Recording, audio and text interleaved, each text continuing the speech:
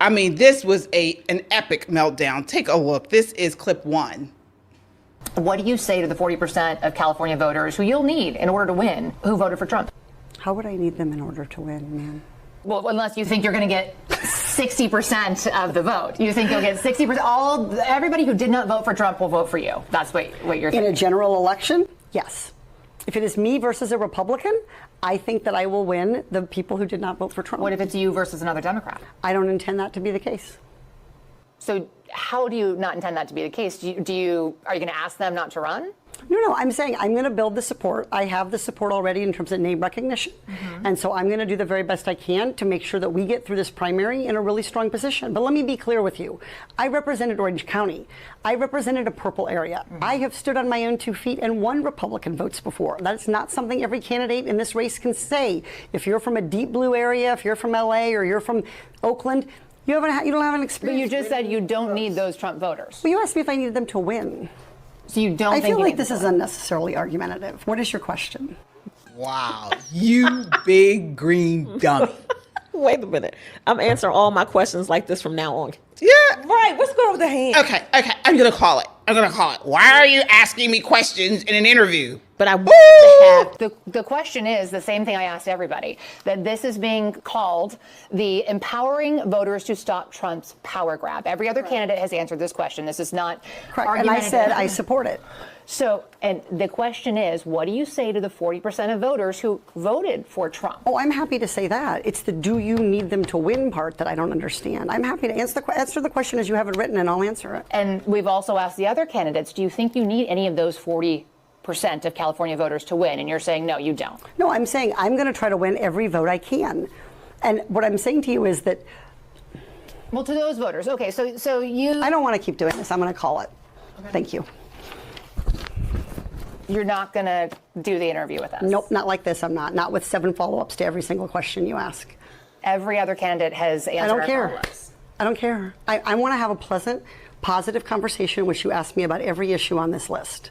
And if every question you're going to make up a follow-up question, then we're never going to get there. Ms. And Porter, we're just going to circle around. I am an investigative I have never reporter. had to do this before, ever.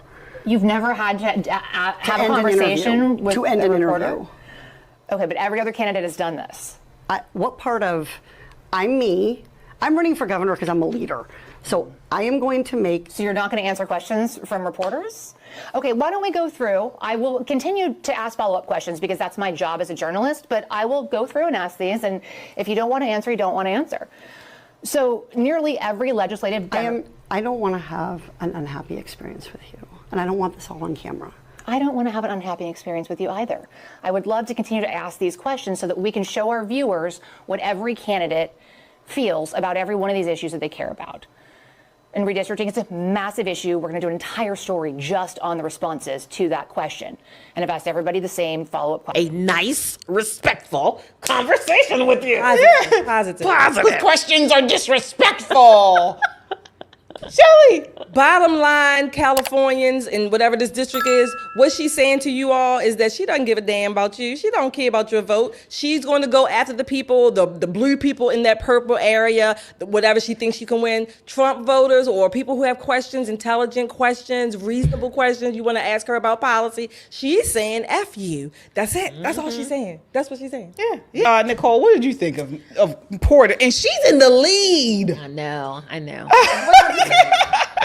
They do that ranked choice voting situation where party is not supposed to be a part of it, but everybody figures out which party you belong to, and the top 2 vote getters advance. The problem here is that she did not expect the very liberal media to ask her questions that she didn't want to answer. Mm-hmm. Usually when you do a media hit, they give you an idea of what you're going to be asked. Not all the questions, but listen, we're going to talk about redistricting. We're going to talk about, pepperoni pizza versus cheese pizza. They give you an idea so you can kind of create a skeleton, at least in your brain, of what you're going to say. And this woman is running. So she should definitely have her talking points. I am so surprised that she doesn't know how to pivot. Someone asked me a question I don't want to answer. I look at you strange, tell you something foolish, and pivot back to my talking point. That's what you That do. is You go what back to politics it. is. You listen, you get 3 talking points and that's your home. You could ask me what time it is. It is 3:00 in the afternoon, but let me tell you the beautiful thing about Southern Maryland. Yeah. The sun shines better at 3:00. You have to learn how to pivot back to your point. But you brought up a very good point. Yes, this is someone who does not. You're talking about people who do not have Trump derangement syndrome. This woman got thrown off when she was asked, well, how are you going to get the 40% of voters that voted for Trump? But that's when That's when she Trump derangement syndrome. That's when again, those are people she's saying F you to, forget you. That's what she's saying. But she loses all reason, all everything when Trump's name is brought up. And she looked familiar to me. And now I remember she was the one who kirked out and had this crazy comment during the election. So on election night, I went to pick up my daughter from water polo practice, and she's 12, and she got in the car and she was crying. And I said, did someone punch you? Like, water polo is a rough sport. I was like, did someone hit you? Did the coach yell at you? What happened? And she said, Mom, Trump won. Trump's going to win. And what if I get raped and I need to have an abortion? This is from a 12-year-old, my 12-year-old daughter. And so it was really a reminder of how scary this time is for people, and how important it is for Democrats to have strategies, both at the state level and the federal level, to make sure that we can continue to protect people's rights. That's how you responded to your 12-year-old daughter? What if I get raped, Mommy? I can't have an abortion. And you say, it's Trump's fault. This is crazy. Yeah. I feel sorry for that 12-year-old.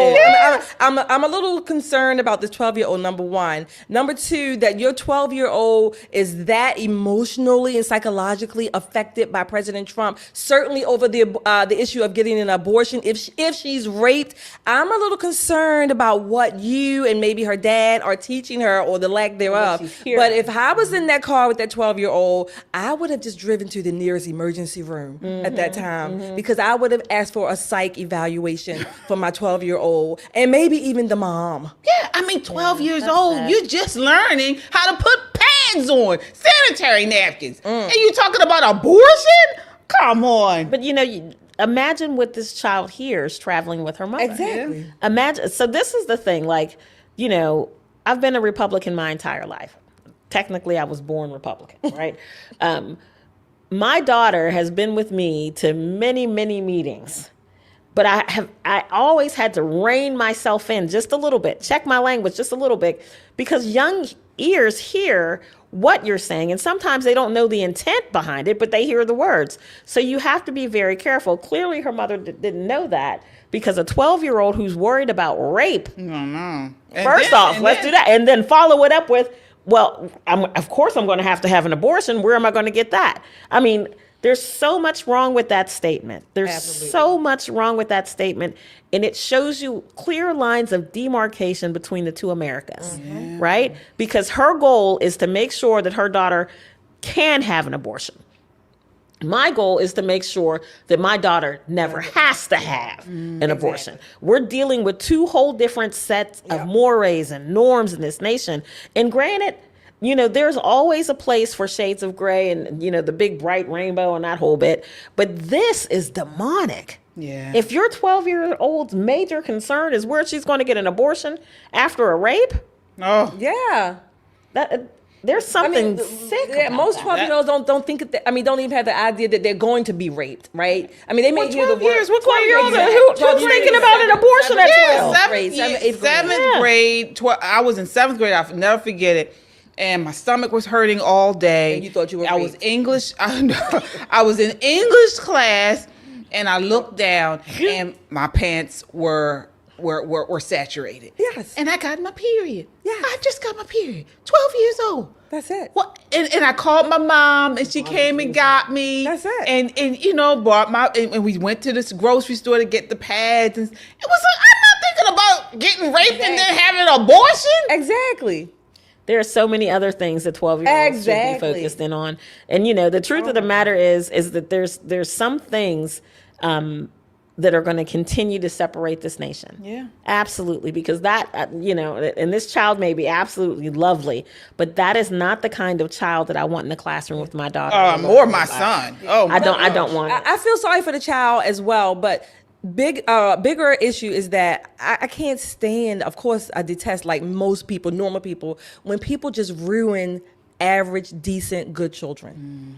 You know what I mean? They just ruin them. They put all these ideas in their head that are detrimental to their health, to their psyche, to their spirituality, to their growth, and they ruin just good children, babies from the time they're born. They ruin them, and they don't realize, maybe they do, I don't know, but they don't realize the damage, the severity of damage that they are causing, because I see these people on the other end. I see these people when these young people have psychological problems, and I am of the mindset that in addition to, of course, the drugs, whatever, but before they even go there, there's something going on at home. There's something going on, or something not going on at home. And I'm not even talking about sexual abuse. I'm talking about the mental, psychological, emotional, spiritual development of a lot of children that's just not happening. And then they wind up on the streets. We see them all aspects of life. We see them committing crimes, drugs, whatever, zombies, like you were talking about.